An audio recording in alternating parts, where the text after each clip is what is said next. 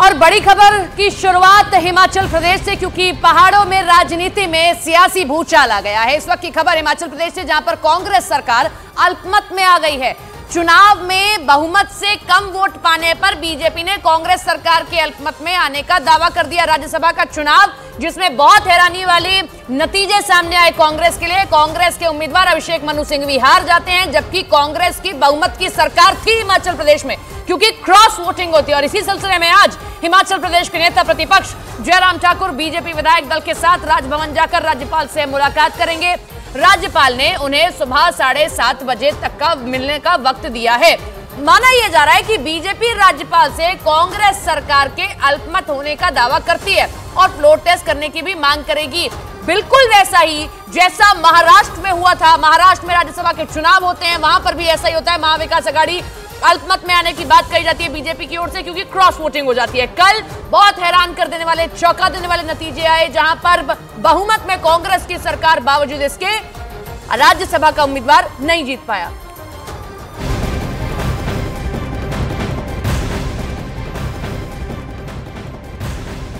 इधर कांग्रेस पार्टी हिमाचल प्रदेश में अपनी सरकार बचाने में जुट गई है। कांग्रेस आला कमान ने अपने जो पर्यवेक्षक है वो नियुक्त कर दिए और पर्यवेक्षक जो है आज जा सकते हैं। और जिम्मेदारी जो दी गई है सरकार को बचाने की वो दो वरिष्ठ नेताओं को दी गई है। पहला नाम है डीके शिव कुमार और दूसरा नाम है भूपेंद्र सिंह हुड्डा। कांग्रेस आलाकमान ने इन दोनों नेताओं को हिमाचल प्रदेश का ऑब्जर्वर नियुक्त किया और उन्हें हिमाचल प्रदेश के लिए रवाना कर दिया है। आज सुबह किसी भी वक्त ये दोनों नेता शिमला पहुंच सकते हैं। और इधर शिमला में सीएम सुक्खू अपनी सरकार बचाने की कवायद में जुट गए हैं। नतीजे आने के बाद सीएम सुक्खू शिमला के एक निजी होटल में अपने कई मंत्रियों और विधायकों के साथ मैराथन मीटिंग कर रहे हैं। सरकार बचाने के हर विकल्प पर वो चर्चा कर रहे हैं।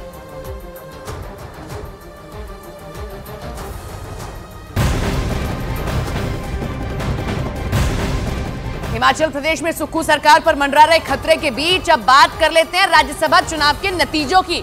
हिमाचल में राज्यसभा की एक सीट के लिए हुए चुनाव में बीजेपी के हर्ष महाजन ने बाजी मार ली। कांग्रेस के अभिषेक मनु सिंघवी ये चुनाव हार जाते हैं। किस्मत ने हर्ष महाजन का साथ दे दिया। 34 वोट दोनों को मिलते हैं, लेकिन उसके बाद लकी ड्रॉ निकाला जाता है जिसमें पर्ची आ जाती है हर्ष महाजन के नाम की। हिमाचल प्रदेश में विधानसभा के सदस्यों की संख्या है 68, जिसमें बहुमत के लिए 35 वोट की जरूरत है। 40 का आंकड़ा है कांग्रेस के पास, लेकिन बावजूद इसके 34 वोट मिलते हैं, क्योंकि 9 वोट की क्रॉस वोटिंग हो जाती है।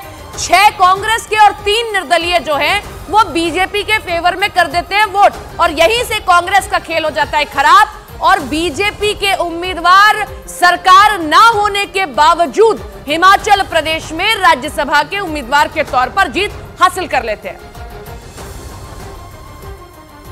वहीं अपनी जीत पर बीजेपी उम्मीदवार हर्ष महाजन ने कहा कि कांग्रेस के बागी विधायक सीएम सुक्खू से नाराज थे और उन्होंने बोलकर क्रॉस वोटिंग की है। हर्ष महाजन ने कहा है कि उनकी जीत उनकी पार्टी की जीत है और सुक्खू सरकार की नाकामियों की हार है। मेरी नहीं, मेरी जीत जो है ये मेरी पार्टी की जीत है, भारतीय जनता पार्टी की जीत है और सुक्खू सरकार की नाकामियों की हार है ना। और मेरे ख्याल इतनी जल्दी सरकार का कोई ग्राफ गिर जाए 1.25 साल में तो दुर्भाग्यपूर्ण है।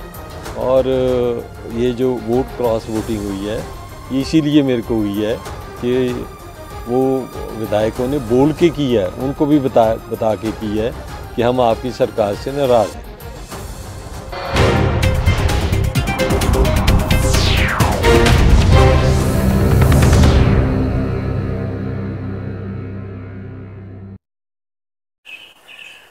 नारेबाजी करते हुए बीजेपी और जेडीएस के कार्यकर्ता आगे बढ़ते रहे। इसके बाद पुलिस की बैरिकेडिंग के पास पहुंचकर उन्होंने पुतले को आग लगा दी। हालांकि वहां मौजूद पुलिस वालों ने प्रदर्शन कर रहे कुछ कार्यकर्ताओं को हिरासत में ले लिया।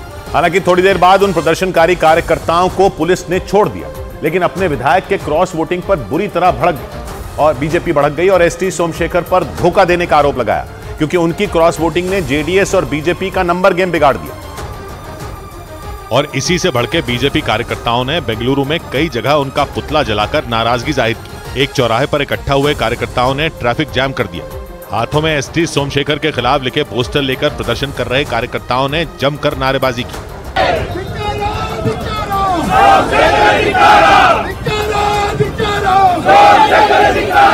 बीजेपी के एसटी सोमशेखर के क्रॉस वोटिंग का नतीजा ये रहा कि कर्नाटक के राज्यसभा चुनाव में कांग्रेस के तीनों उम्मीदवारों को जीत मिल गई, जबकि बीजेपी के एक और एचडी देवगौड़ा की पार्टी जेडीएस के एक उम्मीदवार को जीत मिली।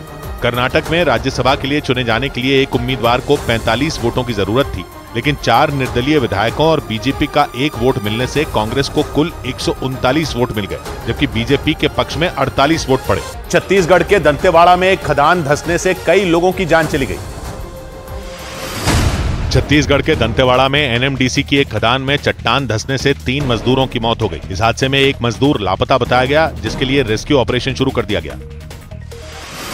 लोकसभा चुनाव से पहले विपक्षी गठबंधन को बिहार से बड़ा झटका लगा।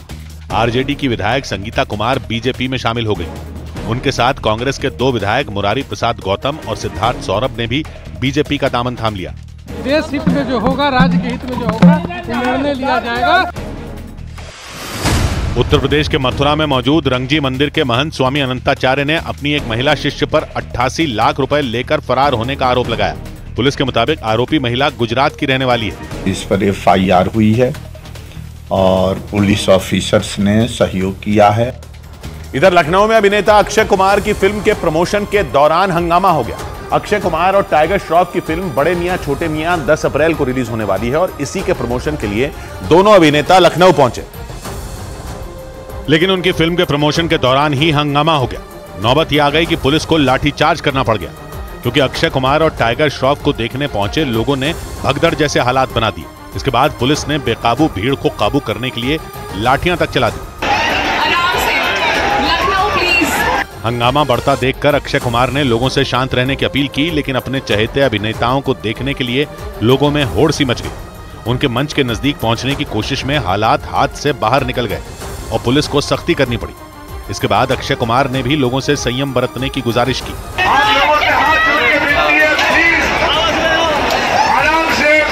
अक्षय कुमार और टाइगर श्रॉफ की फिल्म बड़े मियां छोटे मियां 10 अप्रैल यानी ईद के मौके पर रिलीज होने वाली है।